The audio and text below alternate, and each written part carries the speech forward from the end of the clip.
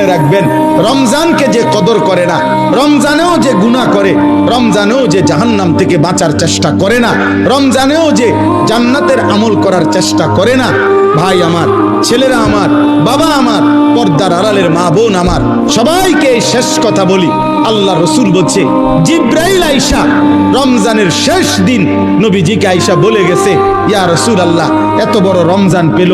ইফতার, সাহারি, তারাবি, এতেকাফ, শবে কদর, প্রতি ঘন্টা মিনিটে এত মাফ নেওয়ার সুযোগ থাকার পরেও যেই নাফরমান জাহান্নাম থেকে বাঁচার চেষ্টা করে নাই, গুনাহ থেকে আল্লাহর কাছে মাফ নেয় নাই, জান্নাতের